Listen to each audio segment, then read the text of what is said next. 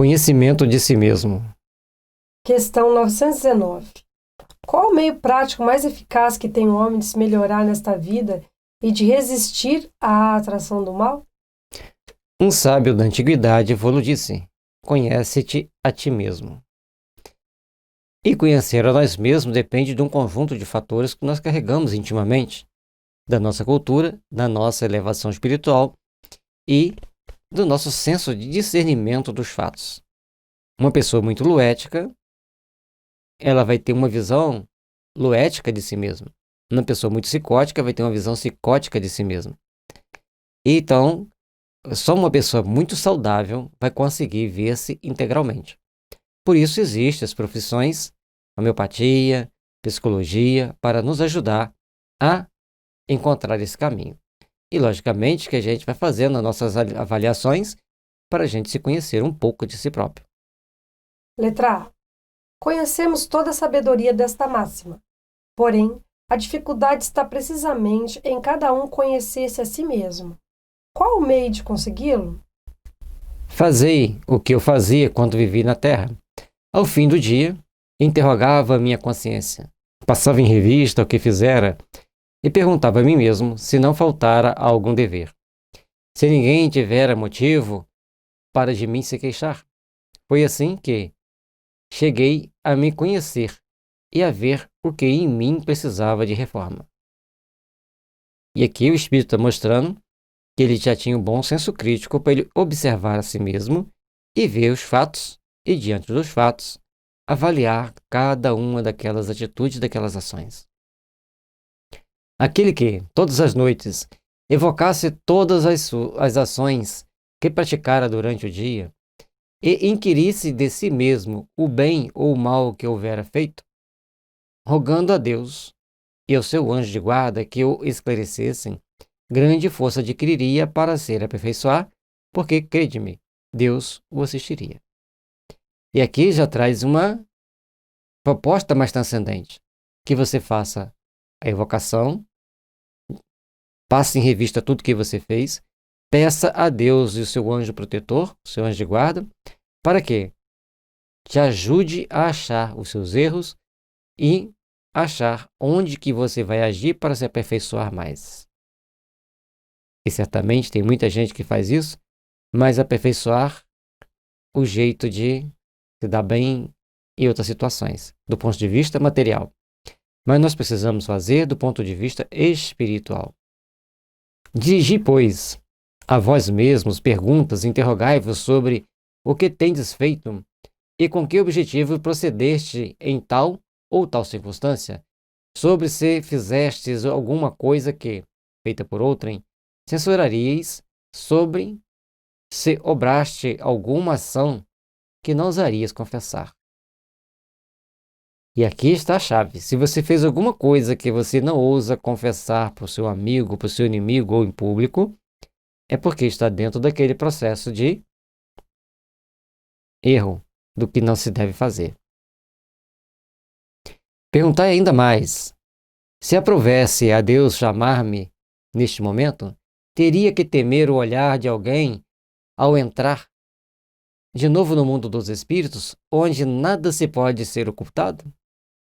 Tudo que você fez é plausível.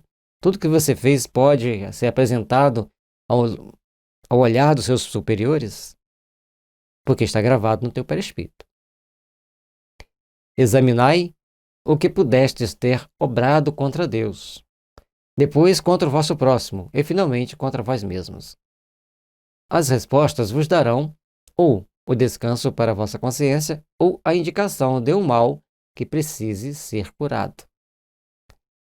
Dentro dessas perguntas, com essa técnica de avaliação, sempre vai ter aquilo que você pode deixar passar, que não tem problema, você pode comentar com qualquer um, e tem aquilo que você quer esconder. Você esconde dos outros, mas não esconde de Deus.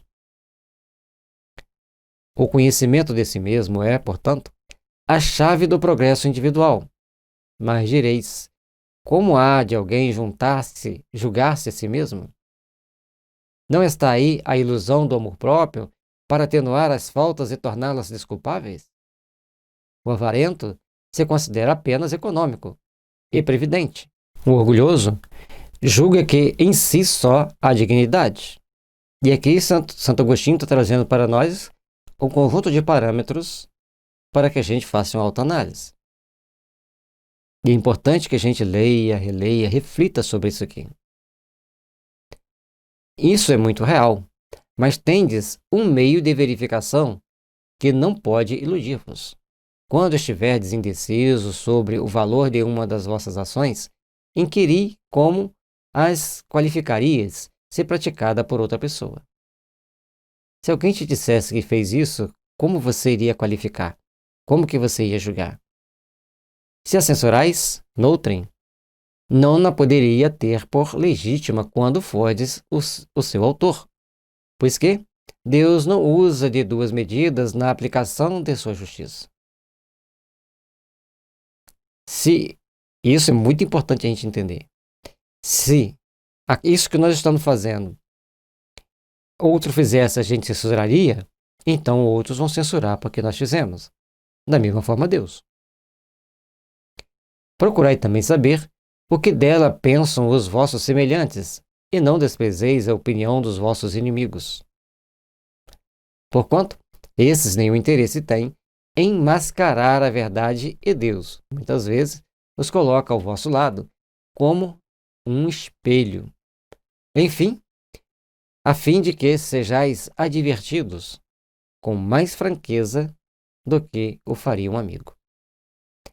Portanto, as observações dos nossos inimigos, das pessoas que não gostam de nós, são muito mais importantes do que aquelas das pessoas que gostam de nós. Porque o que não gosta fala a verdade. E às vezes até coloca uma pimentinhazinha para a gente sentir mais a punhalada. Faz parte do processo. É importante que nós entendamos a necessidade de aperfeiçoamento e de melhoria. Perscrute, essa palavra é difícil, né? Conseguintemente, a sua consciência, aquele que se sinta possuído do desejo sério de melhorar-se, a fim de extirpar de si os maus pendores, como do seu jardim arranca as ervas daninhas, dê balanço no seu dia moral para, a exemplo do comerciante, avaliar suas perdas e seus lucros, e eu vos asseguro que a conta desta será mais avultada que daqueles. Se puder dizer que foi bom o seu dia, poderá dormir em paz e guardar sem receio o despertar na outra vida. Todas essas perguntas, todo esse conjunto de atitudes, nós devemos procurar colocar sempre em prática, refletir sobre cada um desses pontos, fazer cada uma dessas avaliações para estarmos em paz de consciência. Formulai, pois, de vós para convosco, questões nítidas e precisas e não temais multiplicá-las. Justo é que se gastem alguns minutos para conquistar uma felicidade eterna. Não trabalhais todos os dias com o fito de juntar haveres que vos garantam repouso na velhice? Se nós trabalhamos para conquistar alguma coisa boa para a velhice, também temos que procurar entender que a vida vai trazer para nós situações que nós temos que pôr na balança para garantirmos a nossa qualidade de vida no mundo espiritual.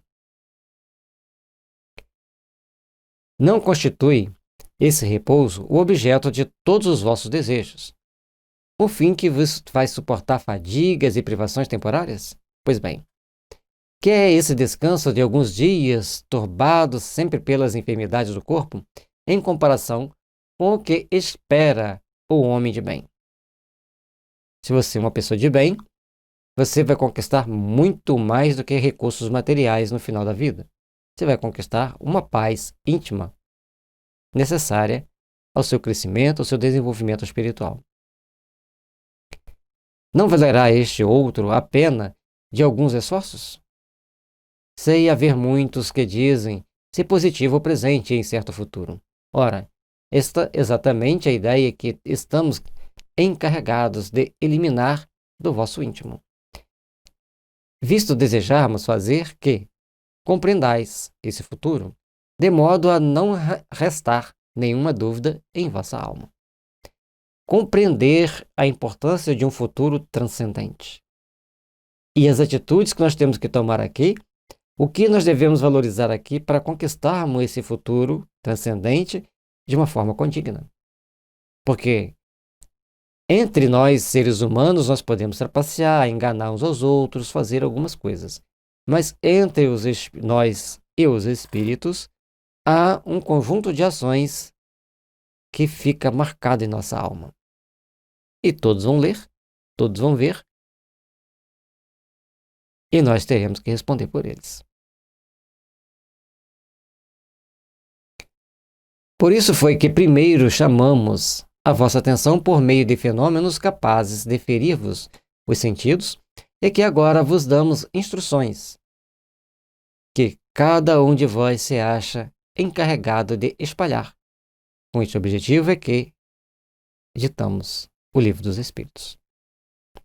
Então, o Livro dos Espíritos tem a responsabilidade de mostrar para as pessoas a realidade do mundo espiritual, a realidade da vida após a vida e da próxima vida, e que já teve outra vida para trás, temos essa agora e teremos outra para frente. É importante entendermos isso. Esse conjunto de ciclos de vida que nos constitui a eternidade. E para isso, estudando a doutrina espírita, estudando o Evangelho, nós vamos entendendo como devemos agir e interagir entre nós. E também o Livro dos Espíritos, ele traz para nós a esperança de um futuro melhor e ainda nos traz informações precisas da vida futura, que é a nossa vida espiritual, a qual nós não devemos deixar de investir nela aqui. Quando nós agimos da melhor maneira possível, quando nós buscamos fazer uma avaliação do nosso dia a dia, para buscar corrigir as nossas falhas, nós estamos investindo no nosso crescimento espiritual e estamos investindo também na vida espiritual, que é a nossa verdadeira vida. Muitas faltas que cometemos nos passam despercebidas.